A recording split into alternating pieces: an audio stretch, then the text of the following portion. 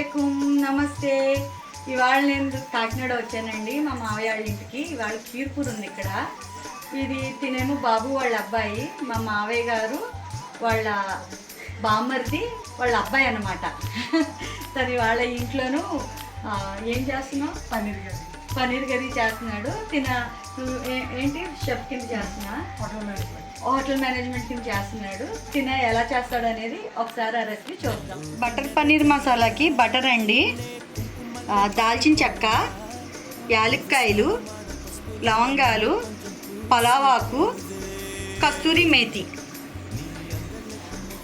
పచ్చిమిరపకాయలు 4, టమాటాలు 4, medium size ఉల్లిపాయలు 3, 150 గ్రామ్స్ కాజు అండి. ఫస్ట్ ఉల్లిపాయలు వేసుకోవాలి, దాంట్లోనే టమాటా పచ్చిమిరపకాయలు కూడా వేసేసుకోవాలి. అందులోనే మసాలా దినుసులు కూడా వేసేసుకోవాలి.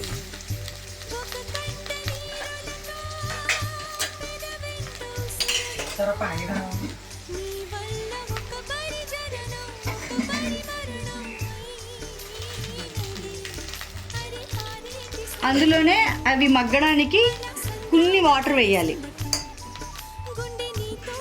అల్లం వెల్లుల్లిపాయ పేస్ట్ 2 స్పూన్లు,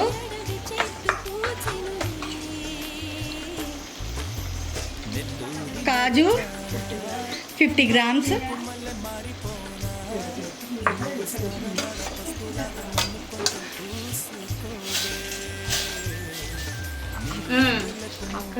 టేస్ట్కి సరిపోయేంత ఉప్పు, 2 స్పూన్లు కారం, 1 స్కూప్ బటర్,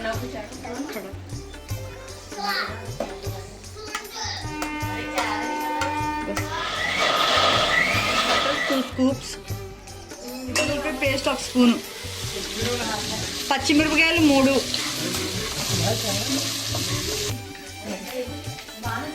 మనం మిక్సీ చేసుకున్న గ్రేవీ అంతాను ఆ జింజర్ గార్లిక్ పేస్ట్లోను మనం వేసేసుకోవాలి.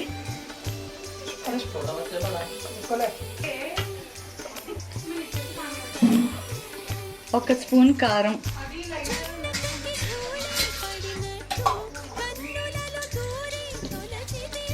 దీంట్లో మిగిలిన కాజు అంతా దీంట్లో వేసేయాలి. ఈ గ్రేవీలోనే మిగతా కాజు అంతా వేసేసుకోవాలి. చిన్న స్పూన్తో అర టీ స్పూను గరం మసాలా, కొంచెం కస్తూరి మేతి కొంచెం, 500 గ్రాములు పన్నీర్ కట్ చేసుకొని వేసుకోవాలి.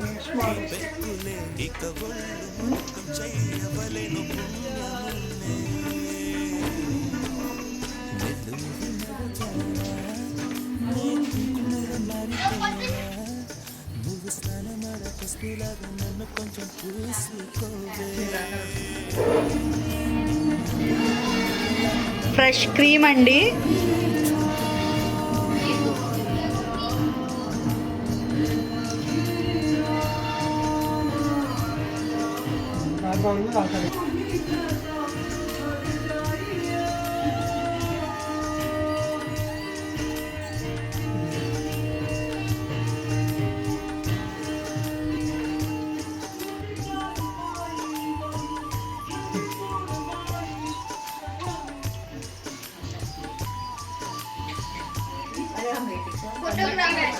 బటర్ పన్నీర్ మసాలా అండి రెడీ అయిపోయింది ఫైనలీ.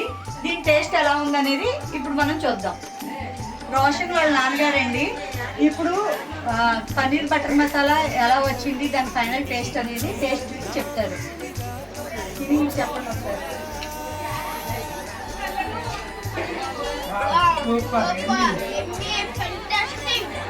మీరు నా వీడియోల్ని సబ్స్క్రైబ్ చేయండి, లైక్ చేయండి, షేర్ చేయండి.